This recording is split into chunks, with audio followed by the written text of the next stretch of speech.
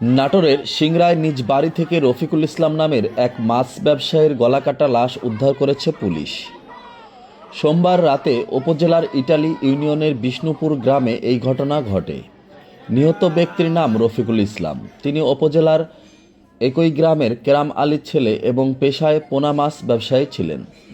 Police ও স্থানীয় সূত্রে জানা গেছে, রোববার রাতে স্ত্রী ও সন্তানের সাথে পারিবারিক বিষয় নিয়ে মনোমালিন্য হলে অভিমানে পাশের আরেকটি রুমে ঘুমাতে যান তিনি। তার স্ত্রী ভোরে ঘুম থেকে উঠে স্বামীর কোনো সাড়া শব্দ না পেয়ে ঘরে গিয়ে রক্তাক্ত গলাকাটা মরদেহ পড়ে থাকতে দেখেন তিনি।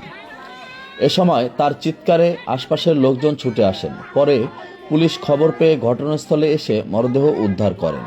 সিংড়া থানার ভারপ্রাপ্ত কর্মকর্তা ওসি রফিকুল ইসলাম জানান, সকালে খবর পেয়ে পুলিশ তাৎক্ষণিক ঘটনাস্থলে পৌঁছায়। ঘরে গলাকাটা মরদেহ উদ্ধার করে। হত্যার রহস্য উদ্ঘাটনে বন্ধু বাদশাকে জিজ্ঞাসাবাদের জন্য আটক করেছে পুলিশ। ডেস্ক রিপোর্ট, সজাগ নিউজ।